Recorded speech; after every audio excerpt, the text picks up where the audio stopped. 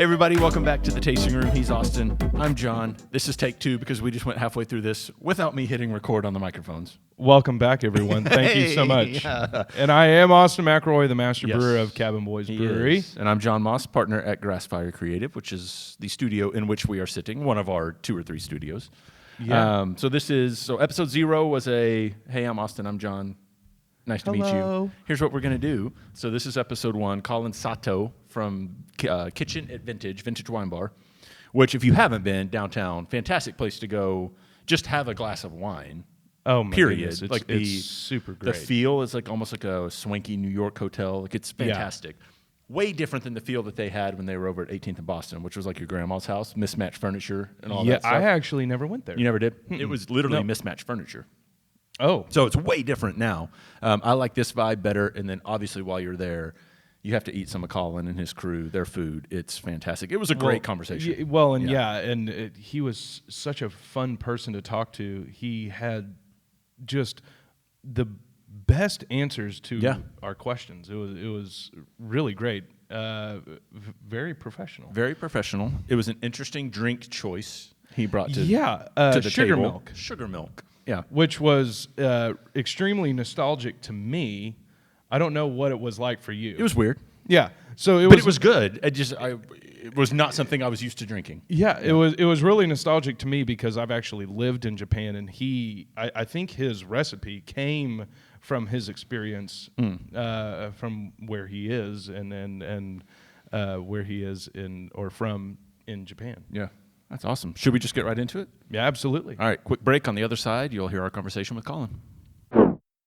Hey, I'm John. I'm one of the partners here at Grassfire Creative. We are a production company. We do animation, video production, live production, anything you need to creatively tell both your story and your business's story. Along with the content that we create, we also provide the strategy behind how to get it in front of the eyeballs that matter to you.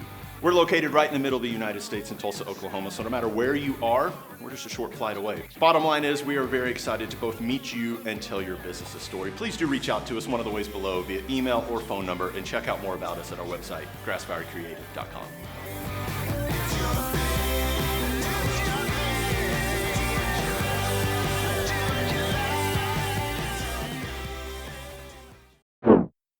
Welcome back to the Tasting Room. I'm Austin McElroy here with John Moss. And thank you for listening. We have one of our guests here today, Colin Sato. Thank you for having me. Welcome to the show. Thank you for having me. What's going on, big guy? Nothing much. Just at the end of a day of meetings, and I think about to drink quite a few interesting things. We are. So here's the question. I brought a barrel pick of Bullet Bourbon. Austin brought tons of beers, Oktoberfest and Miss Stoutfire. What did you bring? I brought sugar milk, so-called by me. And how did you come up with this contraption? Well, one day, in kitchens you often need caffeine, and so I was in the habit of making a kind of coffee, using instant coffee. One day we were out of the coffee, so I just mixed sugar and milk, and the kitchen was so disgusted that I just leaned into it and called it sugar milk. So even when the coffee came back and I had the things to make what is essentially like just like a latte, I still call it sugar milk, and they all hate it. They secretly like it. They know that it tastes good, but they love to hate it. So I had to bring it. Chef special. Yes. Exactly. That's hard to say. It is hard to Exactly. say. Here, I went first. Okay. We'll start the sugar milk will be the pickup in the middle. We'll do that. So, Colin, tell people where you are right now. I mean, we know how we got to know each other, but tell people that don't know where you are. Yeah. So I cook together with a team at Vintage Wine Bar, which is downtown, kind of by McNally's, where El Guapo used to be. We cook together Tuesday through Saturday. I think of that as kind of like our group project, I guess. We all contribute. It's 8 of us in the kitchen. We all contribute to every menu. We also have some like personal concepts, which is where I met John. Mine is called Natsukashi, which is like the Japanese word for nostalgia. So I cook home-style Japanese food. And then others on the team, like Brad has Elisi, which is like Cherokee food. Marco cooks modern Mexican food under the label Tres Nidos. But yeah, we sort of have all these different projects, and Vintage is where we are day to day. And if you're listening and not watching, you can't see the shirt he's wearing, but that is his logo for the Natsukashi. Yes. I'm just excited to actually host a podcast that is going to bring in people that are making interesting things. Yes. Because I didn't know that you were focusing on Japanese food at Vintage, and that makes me really excited. I actually lived in Japan for a year and a half with my wife, so Where I in Japan? have to go down there. Yeah, where in Japan? Just north of Tokyo in Mitoshi. Okay. Never been there, but that sounds Right on. awesome. Yeah, my family's from Kobe. So before we open up our six-pack of questions, cheers. Thanks Cheers, for coming guys. on, Colin. Cheers. So this, tell me how you think it is first before I tell you. And is this straight up bullet? Oh, it's single barrel. It's a single barrel. It's a pick from the bourbon group that I'm in. So they picked the barrel. Right on. It has Mark Davis's beautiful mullet on the back. Yeah. Right on. Right. The picture, if you can't see it, but it is wonderful. There you go. I think it's pretty smooth for being 104 proof. Ooh. Not quite the 116.4 that we had last time. Yeah, or a couple delicious. times ago. But I don't know anything about bourbon, but that is tasty. No. it is very, very good.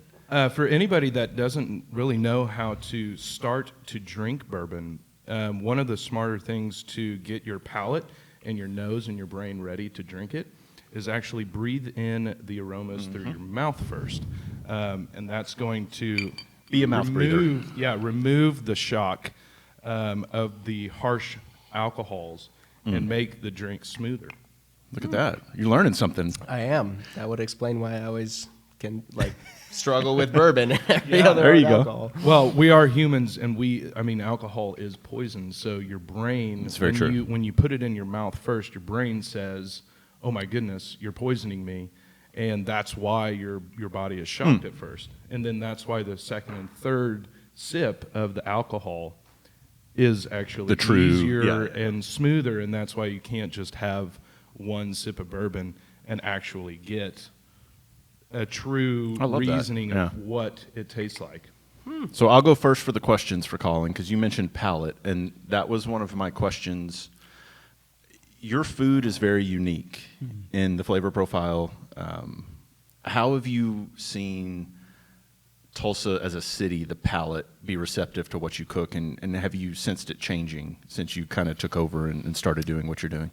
Yeah, so that's a good question. First of all, I have actually had a ton of very surprising moments where I would cook some food just because I was feeling a little courageous that day that I was like, surely Americans will hate this.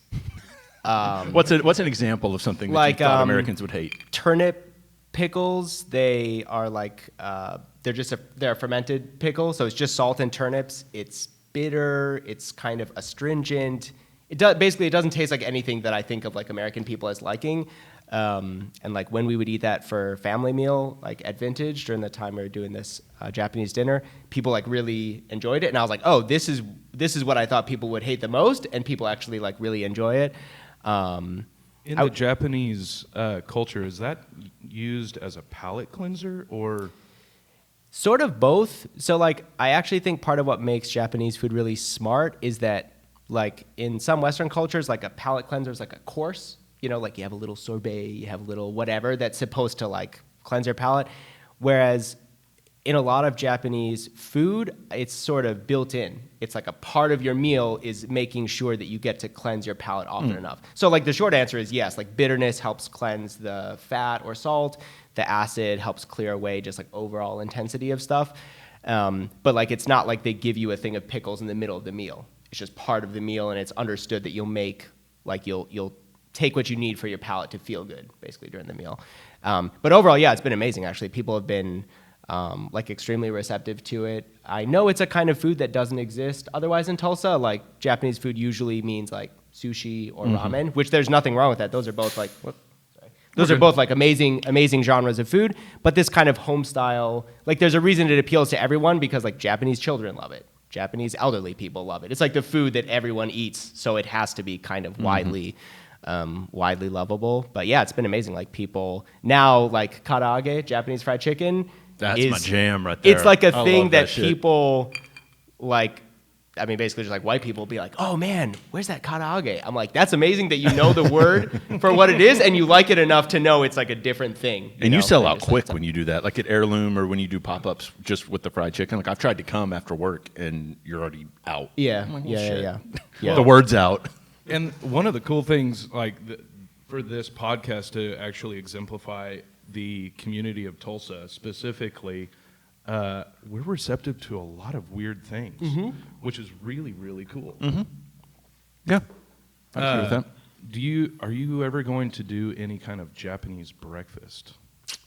I'm glad you asked. Yeah, so this is one of the things we're building into like a monthly thing. Actually, I've never spoken to you personally about it, but about once a month now at Vintage, we do Japanese breakfast. So it's the full, there's like several kinds of pickles, homemade miso soup, shiozake, which is like half-cured salmon. That's like a big spread. It's like 8 or 9 dishes that are a kind of elaborated version of what I actually used to eat growing up. It was always like rice, pickles, miso soup, and then some other things. So we just do a kind of like fun, cool version. But man, when I moved to Japan, Japanese breakfast really turned me off at first. Oh, really? Wow. Yeah, I did not like it because the smell of fish was so strong, especially like if you're walking down the alleyways like of, let's say, Kyoto or something like that.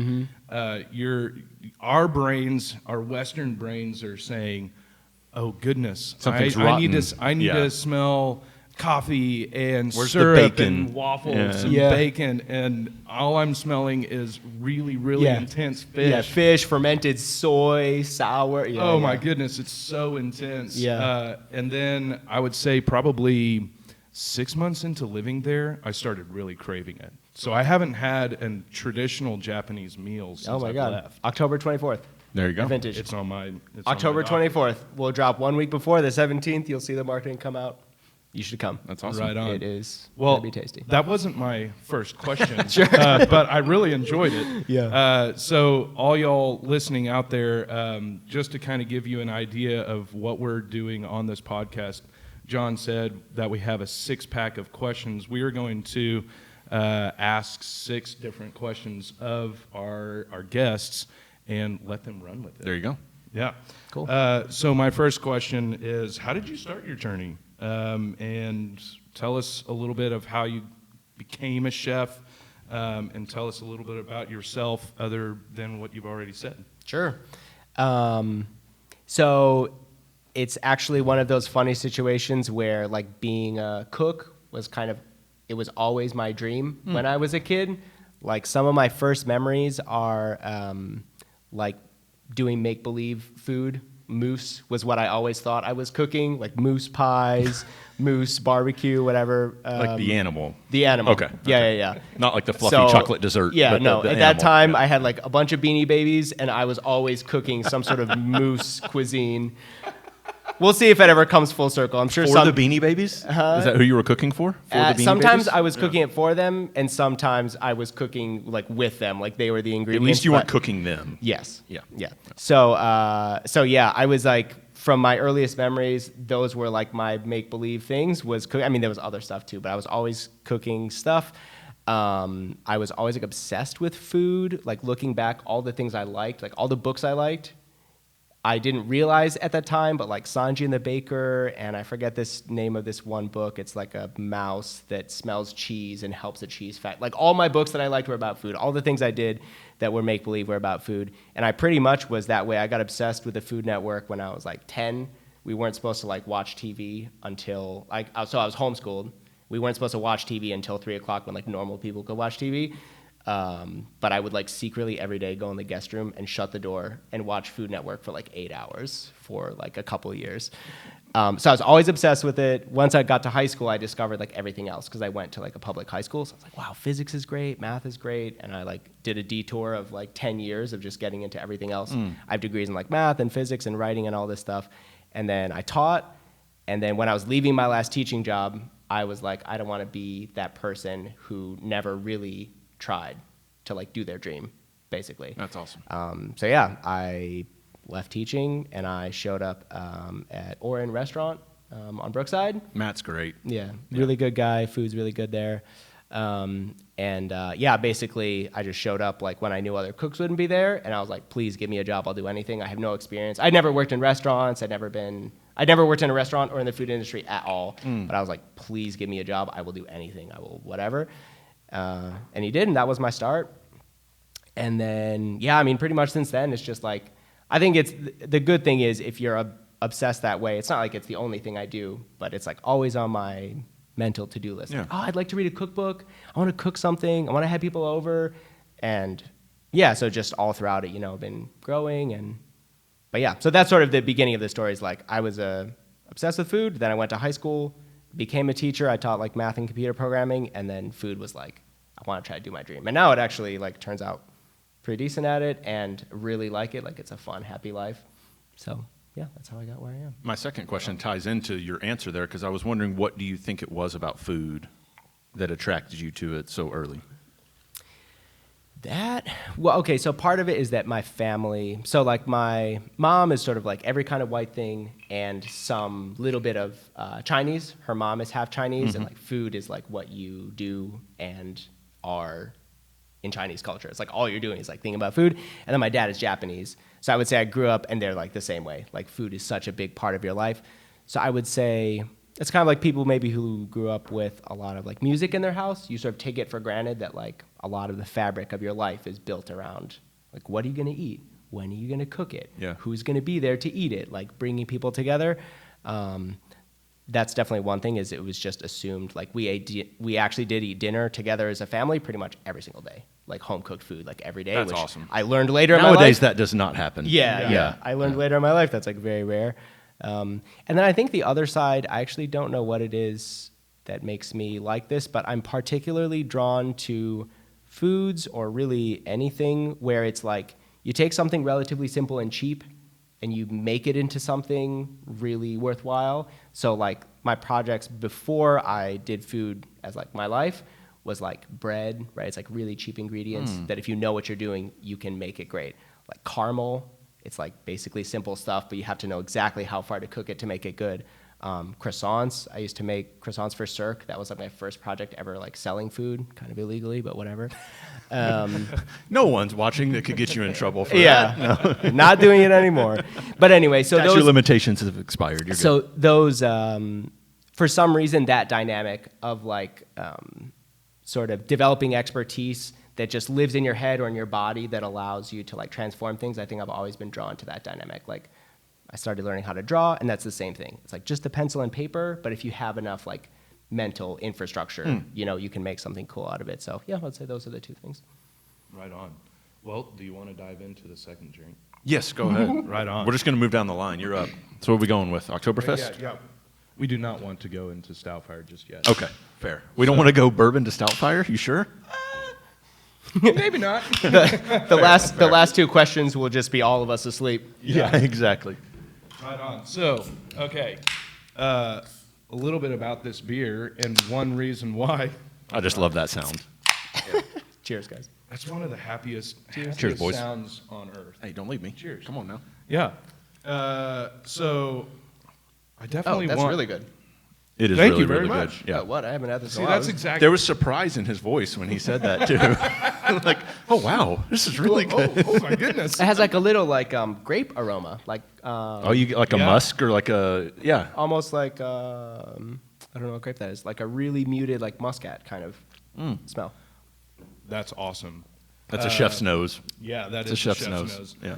I don't know. I can definitely get it now. I've never gotten grape out of this beer, but I definitely get all of that kind of honey malt character. It's definitely a little bit. This already? Wow, I'm behind. I'm over here listening and talking. Yeah, what are you doing? Focus. What are you doing? Focusing on the conversation. Let's like There, I caught up. stay focused. Come on. I caught up. So one of my favorite things about fest beer is there are two different styles of fest beer. And they have a really rich history, if you guys don't know. The original recipes that everyone, I would say in America, really understands what Oktoberfest to be is the Marzen style. And that's the redder, more copper, a little bit more heavy caramel malt body to it. And then there's the fest style that came around in the 1970s. And truly, the reason that this style and the style that we make at Cabin Boys is the fest beer.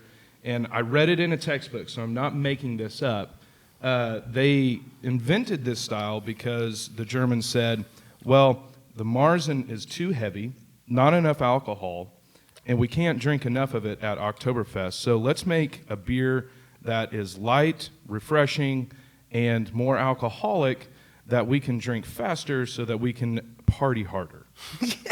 And that is literally what why, other explanation would you ever need as to why not to drink fest beer? And I would say the Germans are the only ones that would actually stick that into a brewing textbook. Oh, 100%. Maybe Austrians, but Germans and Austrians, yeah. So all of the listeners out there that don't know what a fest beer style is, it's lighter in color, it's more honey biscuit, maybe even grape, musk, forward beer that's a lot crisper and easier to drink and a lot more festive because you can drink more of it. And it's a little bit more alcoholic. You have to be careful. This isn't my third question either, but just before we get to Austin's second question, you have to be careful. You can't drink while you work because you might cut a finger off or something, right? Yes, but also No? I think cutting yourself is like if you know what you're doing, I would say relatively low. Do you have all 10 digits? risk. You good? I got all. Yeah, Okay. I've actually.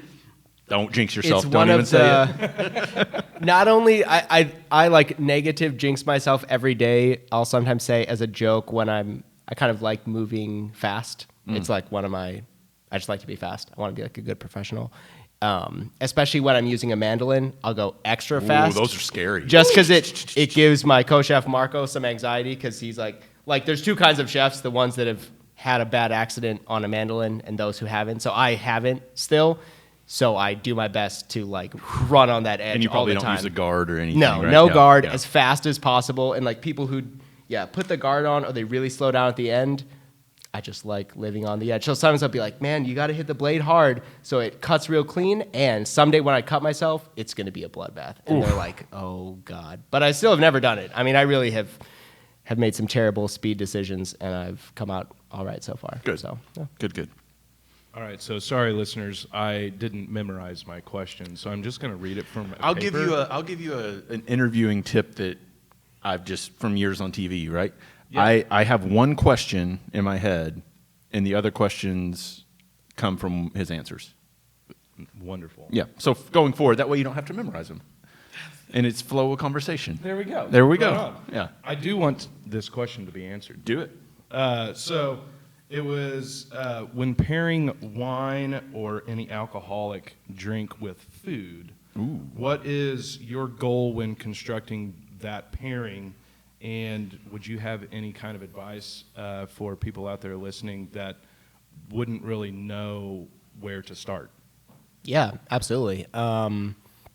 So I will say this is a lucky thing because a lot of us in the kitchen are actually really into wine. Me and Marco were both studying for our CSW, which is like a wine exam. And you just happen to work at Vintage. I happen to work at great. Vintage. Yeah, it's nice when you have like $100,000 of wine sitting around. Right. Okay, well, so the first thing would be like that when I was first sort of learning about wine, I had this like anxiety in my head that was like for every dish, there's one perfect wine, and I probably won't get it. And I have realized since then that although there are a few kind of pairings that are like super classics, like I forget whether it's port or sherry because I don't drink fortified wines that often, but like blue cheese with some specific wine may be like this amazing pairing. Like they have some super strong relationship. But in general, it's like if you're drinking kind of light, fresh, summery food, then try to drink like a light, fresh, summery wine, which is to say like it's not so heavy,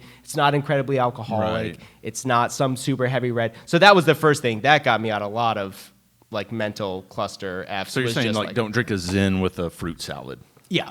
right? Yeah. It's like, Go I'm Chardonnay, go Sauvignon Blanc. Or Yeah. something. The first thing is just like don't worry too much about it. Just don't get the absolute wrong thing. Like if you're eating fish, you should probably drink white wine. If you're eating steak, probably drink red wine. Like you're already well into doing it well there. And I guess the other thing is like I sometimes think about wine as like a sauce. Like it's acidic. It's more acidic. It's acidic rather than basic. So that means that when you eat it with things that are a little richer or a little fattier, it will just kind of naturally always taste good. So, I mean, honestly, for my own part, it's like there's some deeper stuff where certain wines, well, you guys know this, but certain wines, smell like certain stuff. Yeah. Like Gruner Veltliner kind of smells like green beans or vegetables. So if you're getting real geeky about it, if you have a very vegetable tasting dish, get Gruner Veltliner. That's getting way into the weeds, though. But in general, if you're having like light vegetable food, then get sort of lighter white wines is my sort of thing. So honestly, like mostly my solution is like don't worry so much about it unless you're really into it. Like if it makes you happy to know that Grenache and Syrah smell kind of like pepper, so they go well with peppery stuff. Unless that gives you joy, just know that heavier stuff should go with heavier wines. Lighter stuff should go with lighter wines. Or same thing with beer or cocktails. But yeah, I try not to get too like crazy about telling people, oh, we've made the one perfect pairing. It's like, no, you didn't. Like, you just had all this wine around. And Don't lie. Yeah, you had all this wine around, and you picked a one that was very sensible and good, and it's going to taste great. Like, the food will taste better, the wine will taste better, but it's not like some pairing sent by God. It's just like, it's like drinking cold things during the summer. It's not like some miracle that's good. It's just I'm too hot. Yeah. I think this is a good time to bring up the fact that A, we're learning a lot as we sit here with Colin. B, he talked about his background as a teacher. So naturally, you're rolling out your first cooking class that I've been seeing online. So I'll be sure to get this podcast up before the registration closes. Yes. So talk about it a little bit and what you're doing. And that's not really my question, but I felt like that's a good time as we're talking through this. Yeah. Absolutely. I mean, well, first of all, thank you for bringing that up. I'm not always the best at giving a shameless plug, but basically I'm part of like leading a team as a chef. So like we all work pretty co-equally, but at the same time, like I was the first one at Vintage, and then Marco came on. Like basically we've like trained a lot of cooks, and in that process, combined with me being a teacher, I was like really figuring out how food works basically. Like you can't teach something you don't actually know.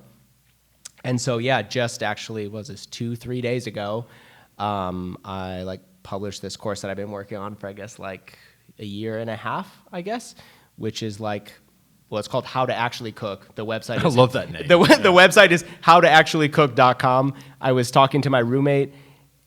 For a while, I was calling it Cooking Concepts. He was like, but I mean, what is the course about? I was like, I mean, it's like how to actually cook. Not like all the bullshit of just like, here's a little recipe, here's how to make it easier. It's like, real cooks are people who just know a few things, and that's how they do their job. So I called it How to Actually Cook. So I've just started sort of marketing this. It's like a 6-week course. Every week is focused around like a big idea. One is like balancing the palate. One is flavor affinities. One is recipes as ratios by weight. Sort of each week we cook together on one day, and we do like a little, learning happy hour on the other, Fridays and Mondays. I mean, I actually think people who take it will actually know how to cook. That's like actually the big difference. It's like you can watch Thomas Keller teaching you how to make this amazing stuff. You can watch Nikki Nakayama from Naka. Like all that stuff is amazing, but I will say, I think if I took that course because I know how to cook, I will get a lot out of it. I think if just some random person on the street takes that course, they will basically not be able to do any of those things. And it's not mostly stuff in the hands, it's just like ideas in your head. Like one of them is like salt is the most important. Way more important than any other seasoning. That's like, it's a virtual course basically over Zoom. It's like a little less than half full right now. My goal is to have between like 10 and 16 students. And I had my first signups yesterday. So if you're interested in learning how to cook, it's So would you say it's for, like, I know how to cook, and I fashion myself and call myself a foodie. Like I appreciate and understand what went into good food, right? And I love cooking at home. Kind of more towards the barbecue side. I have some smokers out back. Oh, but cool. I just do whatever. Like I'm decent in the kitchen. Would the class be more for someone like me who has a intermediate knowledge of how to cook, or would it be more for someone, I'm not going to say like Austin, because I don't know if you can cook or not. I cannot. Okay. I think my wife would really want me to take this course because that's what I should be doing. You want to come help me cook? I should be like, absolutely. So not. who's your target market? I'd be like, ladies, here's the gift for your husband or boyfriend, which is mostly a joke, although also ladies. Right. So what's your okay, target market? I would say both for different reasons. So if you don't know how to cook at all, it will seem to everyone you know that just suddenly all your food tastes good, even though it's kind of like basic food. Like the recipes we learn how to cook are not like fucking beef Wellington or some God. elaborate multi-course meal. It's no one really even wants to eat that stuff. Thank you. It just looks pretty on Instagram. That's Yeah, all it exactly. is. Yeah. You do it for the gram, Austin. Hey, I'm sorry for everybody out there that grams. Yeah. Lisa runs your gram. She does, thankfully. Incredible. That's how he's made it this far. Yeah, right. Yeah, I quit that in January. Smart man. Okay, so basically for a beginner, you would take the course, and anyone who eats your food, like either people you live with or if you had people over, all of a sudden it would seem like, wait, you're like making like basic food, but it tastes so good. Like this is actually a big misconception that people think they want to eat beef Wellington, when really what they want to eat is like pasta with red sauce, where it just actually tastes good. Like Yeah. I think we've all had those experiences where it's like very simple food, but somehow it's just hitting so hard. That, for me, like in our kitchen and also for myself personally, that is what being a good professional, well, not good professional because you're at home, but like being an actually good cook means you can make like chicken thighs with salt, and it will taste better than almost any protein you can have anywhere else. That is like it's like it's going back to what I said before. It's like I like to take simple things and like take them to a very high level. So if you don't know how to cook, that's how it'll function. You'll be like, oh, wow, so I'm just taking like, you know, a steak and putting salt on it, and then I know what to do to it, and it will taste perfect, like amazing, like better than a steakhouse. So that's how it would be if you don't. And then for people who sort of do know how to cook, you're like interested in it, or like this was my experience, because I was one of those ones, I would say, who I loved to cook, but it was like a miracle every time it came out well, you know? I was like, oh my God, it came out well again. Amazing. But I didn't understand why. Like I couldn't guarantee that the next time. I think if you are in that place where you like to cook or you're already pretty decent at cooking, what it will do is like, it's like turning the light on in the room, you know? Like you felt around different places. Oh, okay, so this is something. I don't know what this is. Okay, there's another thing. And then you turn the light on and the whole space is illuminated. That's the sort of idea. Like balancing the palate, just knowing what things actually affect if something tastes good on your palate as opposed to like in your nose. There's really only like 5, kind of 6 if you include fat. And once you see it, you can't unsee it. Like fish sauce and soy sauce, you're like, oh, it's like fishy soy sauce. But you don't see them as these crazy, like secret ingredients don't really exist. Right. There's another example of that. So for those who are intermediate or like pretty good cooks, unless you have to think about it a lot professionally, I don't know why a person would ever go this deep into it. But once you see it, you can't unsee it. It's like, oh, wow, so this explains why all these things taste good. It's like, yeah, and now you can do it for yourself, like whatever you make. So I would say both. And I'll throw a disclaimer out there. I'm lucky enough to have some really good chefs as really close friends. Trevor Tack, Trey Winkle. Oh, hell yeah. I mean, Colin. Really like, good I don't know guys. if you noticed, but one of the first times I met you when I was sitting at the counter at Solera, I was picking your brain about ingredients and like how you were doing certain things. Because Trey and Trevor just spending time, like Trey would come over into my kitchen and we would drink beer and we would drink too much beer. And then he would just start to be like, all right, let's play a game. And he would open my refrigerator and open my pantry and be like, all right, what do you want to make? I'm like, well, I don't have anything. I haven't gone to the store. He's like, no, bullshit. Like, look, you have this, this, this, and this. Yeah. If you do this with this. So, like, it turned me into a foodie because, and I feel like your class will do this to a lot of people, because you then realize, like, I make a better omelet at home than I can get at any restaurant in the city. I make a better steak and better barbecue at home, no offense to Burnco and other places, than I can go get anywhere else in the city, just because I know the simple building blocks of how to layer flavor and how to do things right, which I think is what you're getting at, and like that's what you want to share with people. And that's a great thing to know. A great example for my light bulb that just happened recently. My wife was like, hey, can you make the vinaigrette for the salad for our family birthday party? And I was like, did you have to Google how to make a vinaigrette? I could, sure, yeah, I can do that. And she was like, just grab the oil, the vinaigrette, some oregano, lemon juice, and honey. Mix it together, shake it, taste it. Yeah. And I was like, that's it? I Really? love that. I love that. And I did it. without her actually telling me the volumes. I'm a brewer, so I kind of Right. can Yeah, you have a eyeball sense. stuff. Yeah, yeah, I have yeah. a sense of, some things, oil, acid, combinations, sweetness with honey, and this, that, and the other, and shook it up, put it on the salad or tasted it, and I was like, It tastes great. wow, that Yeah. was really I can cook. easy. Yeah. And a light bulb, like you're talking about, a light bulb came on, and then I said, I asked her, I was like, why do people actually buy this Buy in the dressings. store? Yeah. And she was like, oh, no, you shouldn't. Yeah. Because You they always just- taste worse at the store. Yeah. Right. And you don't know what else is in it. This is And- half the and problem. They've probably got a lot of different bad sugars in it. Yeah, that's what I meant. Yeah, you don't know. If you're making it at home, it's usually wholesome ingredients that you know what they are. Right. You start reading, and that's the one thing I wish I would have. On one hand, I wish I would have never learned to do, but now I can't undo it. Is when you look at ingredient Oh, yeah. labels, and you're like, oh, what the Yeah. fuck is that? Like, Yeah, I yeah. can't If even you're gonna pronounce that. if you're Like, gonna make something that has 5 ingredients and you Yeah. buy it and it has 30, it's Right. like, well, why did you need to add the? Yeah, because sometimes they taste terrible. They Yeah. often do. are I we wanna going try sugar milk this before the sugar last milk. before the last question? I want to Okay. try this sugar milk. Maybe you should top it off because it might Oh yeah, yeah, yeah. be a little bit warm. I got plenty. Mine got a little bit warm. You don't want warm milk? You're not a kitty cat? I Come went on, man. to Vintage just before coming here because Let's talk about your serving vessel too, by the way. oh my god, Straight it's out of It's the like kitchen. a pickle. It's real back of house vibes. It's like, for those who don't know this, like if you don't know people who work in restaurants, we drink everything out of deli quarts. Yeah. Like the only way I can measure Thanks, bud. volume is in deli quarts.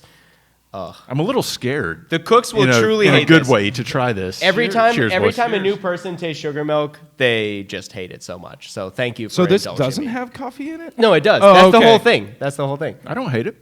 No, I know. It's just like a simple. Yeah. It's like what a baby would choose if they were addicted to caffeine, which is like my palate, basically. That's a great way to phrase that. So how much sugar is in sugar milk? 5% by weight. Okay. Yeah. Well, I guess 6% in this one. Yeah. So- That's really good. It is really Thank good. you. Thank you. Thank you, Marco, Chloe, Alex. It tastes like a all of sweet you guys. They latte, said it's very basically. good. Yeah. Yeah, exactly. It's like Yeah. cafe au lait, like in Japan, the little vending machines. That's what this is modeled off of. It 'cause I reminds loved me of cafe a au lait. colder, Oh, man. like a colder Cuban coffee. So those of you who do not know, they do have vending machines in Japan Fucking that everywhere. are just out on the street, and you can get the sugar milk in a can that is either hot or cold from the vending machine. Yeah, which is wild. You can go hot or cold? You can Yeah, they go have hot vending or machines. cold. Wait, hot can? Hot Yeah. can. And they are hold amazing on, when wait. it's cold outside. As in, The like, can room comes temperature? out- No. As in hot. Warm. Like- How do they like- do that? The whole vending machine, it's just like air conditioning or the cooling. Yeah. Half of They- it's they- heated, they half of heat- it's. yeah. Oh my gosh. And it's great because on I remember walking down the street, coming up to one of these vending machines, and it's 12 degrees outside. You buy the can of hot coffee, and you You warm yourself You're- up. you- Oh, warm yeah. yourself up. Yeah, that thing comes out of there, 130F. It's like, oh, grabbing it. Just. and then it's a liquid that's so sweet, Yes. it'll make your head spin. Yes. It's actually sweeter than this. Oh, yeah, by a lot. I mean, I'm pretty sure. I don't want to call this the healthiest drink that anyone would like, but it's actually not It's that not. unhealthy. It's just milk with some sugar and instant coffee in it. Yeah. All right, I'll ask my last question as you're continuing to drink, and then you can ask the last question. I will keep drinking. Do it.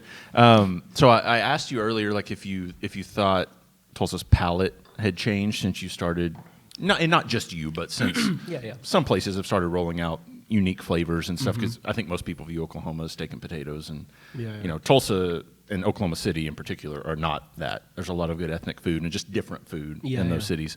I'm curious where you see the food scene going in Oklahoma. And do you think it's something that will attract? I know Tulsa does the whole work remote thing, and people are coming in from around the country. The cost of living's great here, but do you think at some point it will be? Yeah, the cost of living's great. I did the work remote thing, but then also the food scene there is incredible. Like, do you see it being something that will put Tulsa on the map just by itself? The food scene. That's a good question. So, I mean, I don't know whether this is an optimistic or just realistic view about how like markets change. Yeah. But I'm pretty suspect of people who are like, we tried this really ambitious thing and Tulsa just isn't ready. I think I equate that to teachers who are like, yeah, I taught it so well, but my students just didn't get it.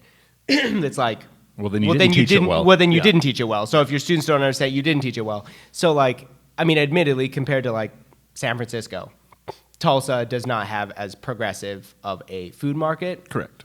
But I guess I don't see that as like the way I see that changing is people who say, okay, so I'm not just going to like transplant San Francisco concept exactly as it is or New York concept exactly as it is, because like part of the work that needs to be done is a mixture of, you have to make great food, first of all, like every time. Mm-hmm. It's a little maybe even unfair, I would say, that like restaurants, the expectation is you're hitting every single time. Like if you're a teacher, you don't absolutely kill it every single lesson. Like you have tutoring, you have whatever. There's no reconciliation session when someone has a bad meal. You're like, we missed this thing. It's like they just come in and if it's bad, they're like, I hate it.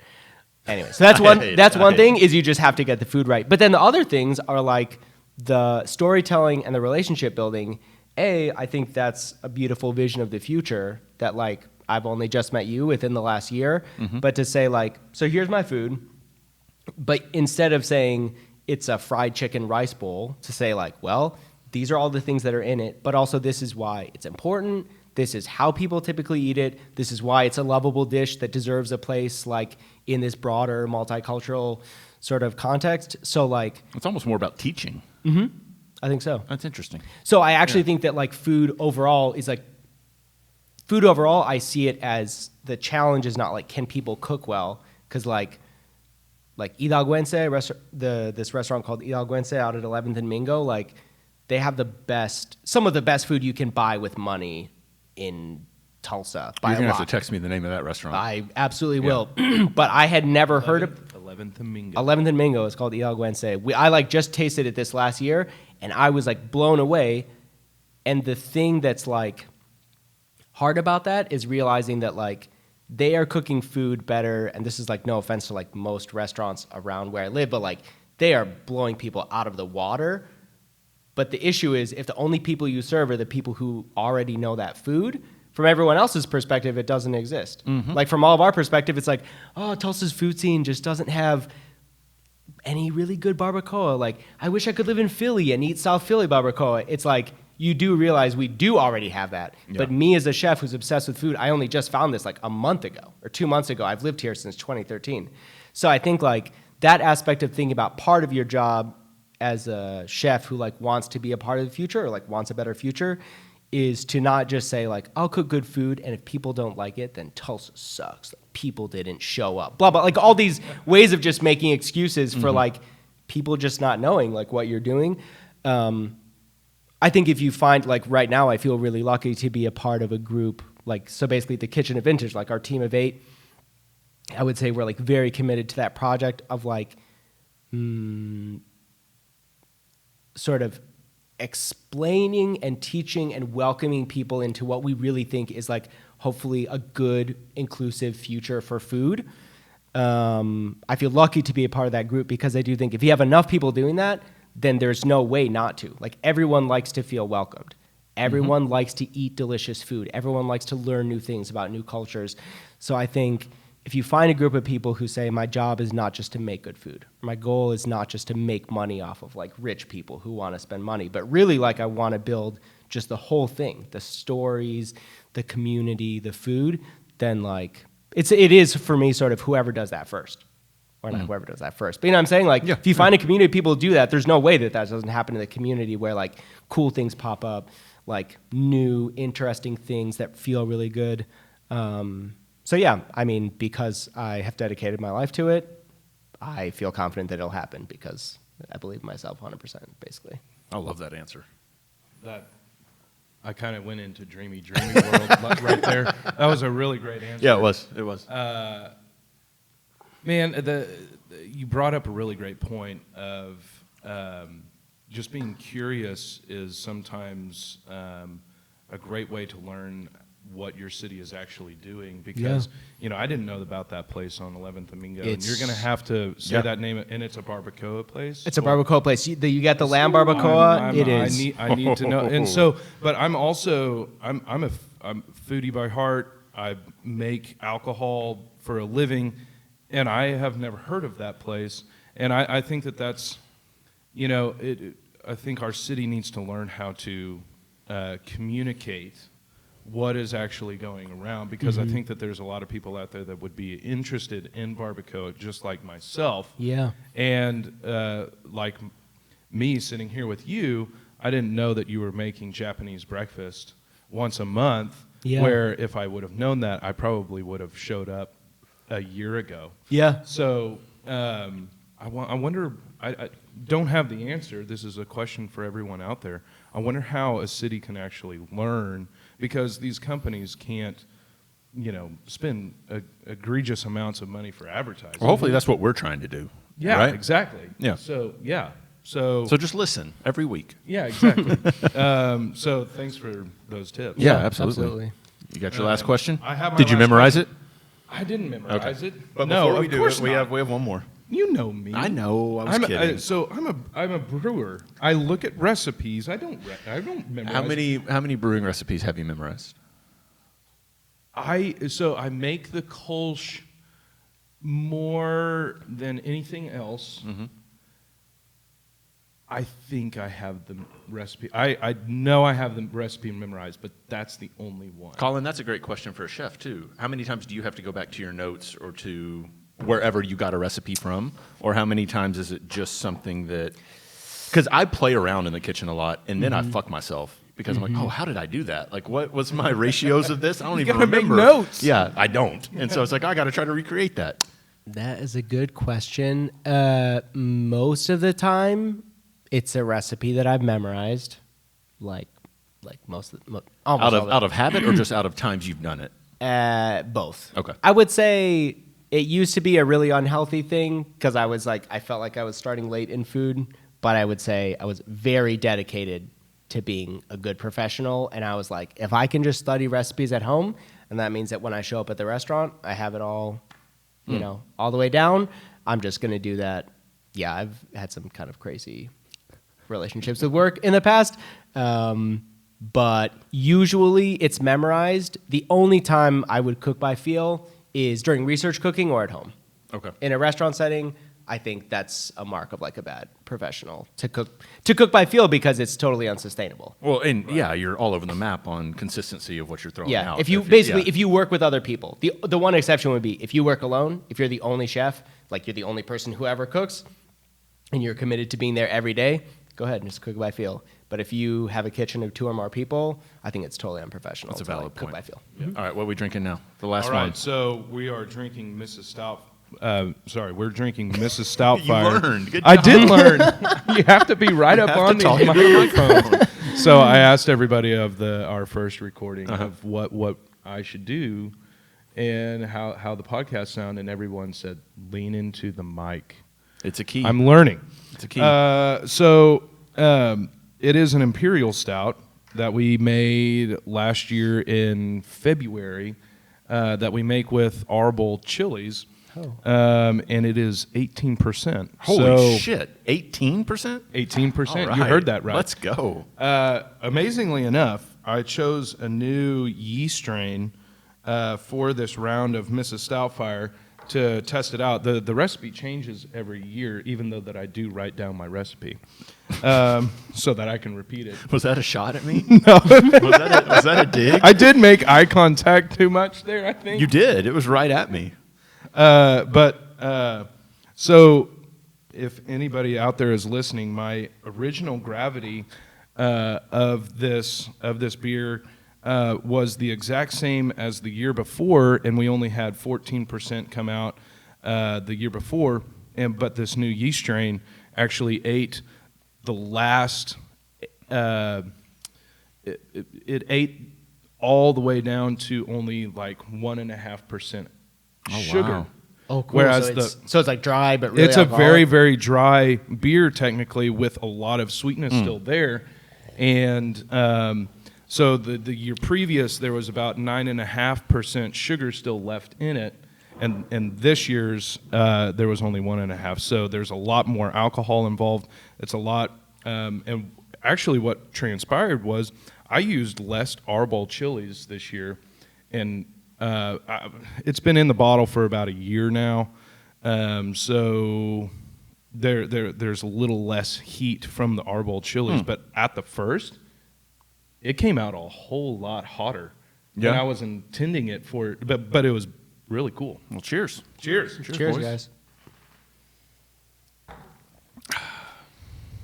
I'm just going to live in that moment for a little Live bit. in it, man. All right, so my last question actually ties good beer, into... bud. Thank you. Yeah, Thank you very much. it's good. There's a lot going in on it. You served it like room temperature too. Was that on purpose? Yeah, so we keep this beer in our lab at 51 degrees. So I just actually pulled it from the box and brought it here. That's awesome. But yeah, these kinds of beers need to be served at room temperature. So Yeah. it just lets the aromatics kind of blossom out of the beer a lot easier. Yeah. So, excuse me. Happens when you drink. Yeah. You're good. So my last question really ties into what we were just talking about. So my last question is, how have you seen, what has your experience been, and you've answered this kind of within this conversation, but your experience personally as a creative in Tulsa, and how do you think your efforts have really influenced those in our community about their thought process on food? So I would say it's a part of our mission, like within this sort of group that we've made, which also it's really cool. Like we came together just since the beginning of the pandemic. Like it's a very new project, I would say overall, but we're like very committed to each other. I think one of the things that is like somewhat unique about us in this city, or at least that we're like sort of uniquely committed to, is like we want to tell our real stories. And I'm typically very skeptical. Well, I'm very skeptical of people in the food industry. It's like most of the time you're just like trying to make money, you know? But I would say like we're very committed to like telling our real story. Thanks, bud. So like I know that it's easier to make money making sushi or basically like raw fish and saying this is Japanese food. That's an easier way to make money than making like cold summer noodles. Like no one knows what that is. Like when you serve that little dish was noodles, so good. Yeah, when you serve noodles with ice cubes in it, like I had, and actually it was a very adorable thing. I guess will not. If this person hears this, they will know it was them. But we made these summer noodles that have ice cubes, and John tasted this. It's all these summery, crispy vegetables and ingredients, and it has ice cubes in it because the goal is it's supposed to be really cold. You eat it during summer. And this one couple who are very sweet and nice supporters were like, oh, so what is this? Is this like a gel or like a whatever? And I was like, oh, that's frozen water. That's Artisan ice. ice. Yeah. Like they were like, oh, this must be some cool like transparent little whatever. But I was like, to be that's fair, ice. you did carbonate watermelon. I did carbonate watermelon. So to think that you would do something weird with ice is not too far out of the realm of possibility. Yes. And by the way, the dish that you're talking about, Yes. ice cold Summer noodles? summer noodles, is So my good. number one dish that I miss. Oh my God. Well, either I want that so bad. I will make it happen. We'll have to wait till it's summer again, but next summer, absolutely, I will make that shit I'll work. eat it in the winter. Put snow in there. Put All right, some you're snow in. there. So the answer to the broader question is like, I know that some of the things we do are not the shortest path to like sustaining ourselves, like making a living. Like it's an overall problem that people in the restaurant industry, especially like cooks, like back of house, like don't make enough money to like live a stable life. At the same time that we're like trying to address the problem, like actually a big part of our mission is around like money, equity, transparency, fairness, accountability around money within the sort of group that we have. But the sort of broader point is like, we're very committed to telling our own stories, even if they don't fit that well with what people think they want. Like, you think you want sushi, but that's because at some point someone was like, man, American people can understand sushi. Just go for it. And that's how people make money. And it's nothing against those people at all, because like people need to make a living. But I would say the biggest thing for us is like wanting to sort of bring people into like what we actually believe is beautiful about food and drink and connecting with people. Even this idea that like, I don't think like, for the most part, I really don't think that you should go out and be able to buy food for like less than $10, like at a restaurant. Because in order to do that, you like kind of had to exploit someone. I like the idea that like part of the vision behind like this cooking course or teach me how to cook is like, if you know how to cook at home and you're not depending on like shitty restaurants to feed you for $4 a meal, then you eat for really cheap almost every day of the week. And when you go out, it's like go off, like drink great wine, drink cool cocktails, drink cool food. Like, instead of it being like $20 every meal for takeout, it's like spend $3 a meal for every meal except for one, and then go out and like really ball out, like spend $100 on a meal.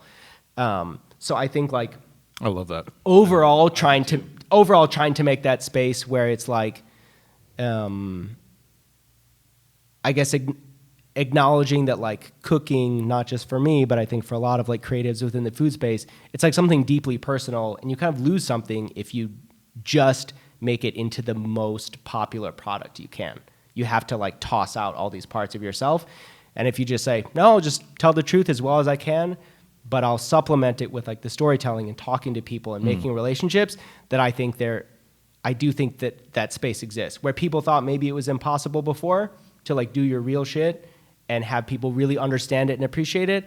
I actually think we're at a place where that is possible, where people can really, you can make enough money to sustain yourself, but also like tell your truth at the same time.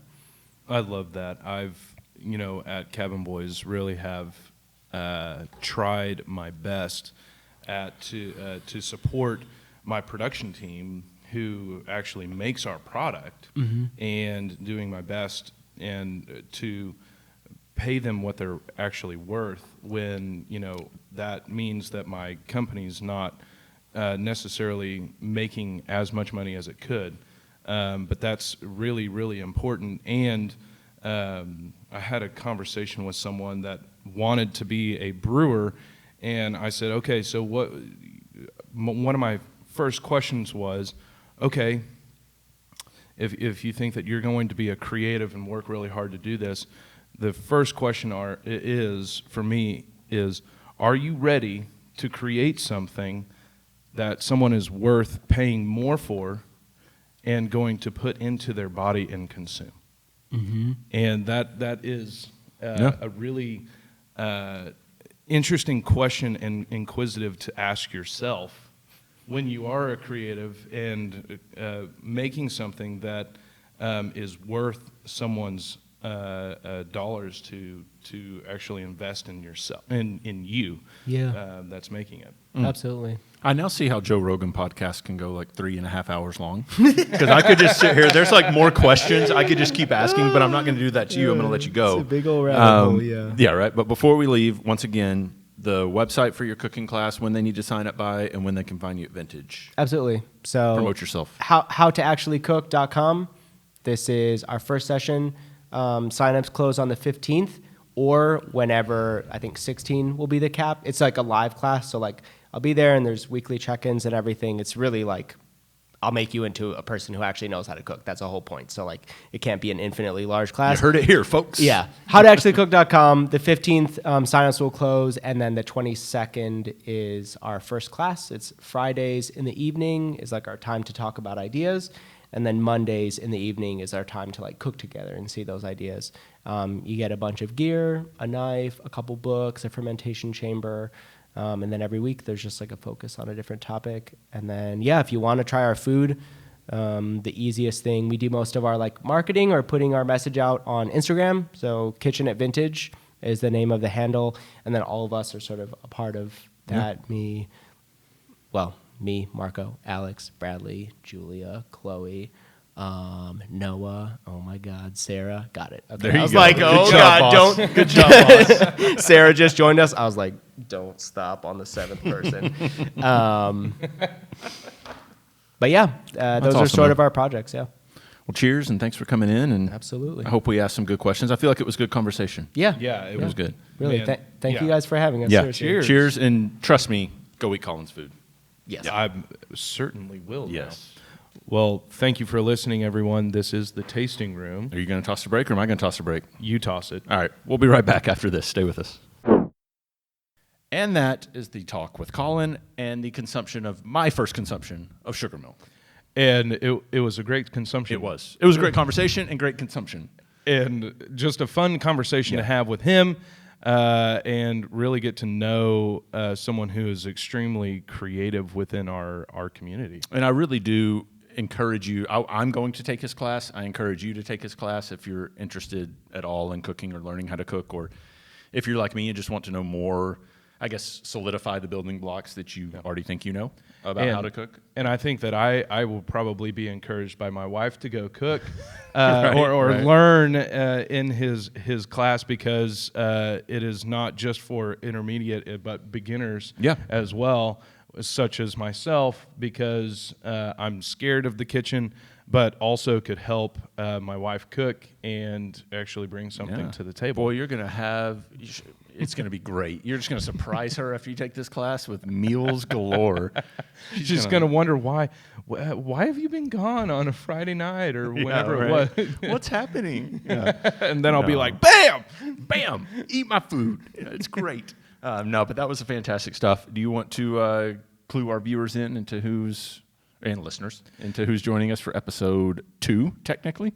Yeah, so we're fortunate enough to have Elliot Nelson, the man, the myth, and the legend, runner of the McNelly's Group, and it's going to be a wonderful conversation with him. Yeah. Because he is someone who has truly influenced what downtown Tulsa looks like. It's not hyperbole to say he is the reason downtown Tulsa is what it is. It's without an understatement. Yeah. The downtown Tulsa wouldn't necessarily have a face without his efforts and his visionary mindset of what Tulsa could be. Yeah. I'm very curious to see what he brings to the tasting room from a either food or beverage standpoint. Yeah. Very curious. I love that Colin didn't bring food as a chef, by the way. Yeah, that was I loved that. Yeah. He told me, it's like, I was going to bring a nice wine, but then I was like, anyone that knows me knows I drink sugar milk. He was like, so that's just what I'm going to bring in the deli court. Like, it was just fantastic. That's so great. Yeah. We'll bring the bourbon and beer, and I have encouraged Elliot, and we'll see if he actually brings something to his personality and what has influenced himself. So that'll be about a week or so from now. We'll have, I'm going to call him Sir Elliot Nelson. I'm going to knight him Tulsa. He needs to be knighted Tulsa. He is the knight of Tulsa. Yes, so we will call him Sir Elliot Nelson. That is next week on the Tasting Room. Good show, buddy. Thank you very much. We'll see you guys next week. Right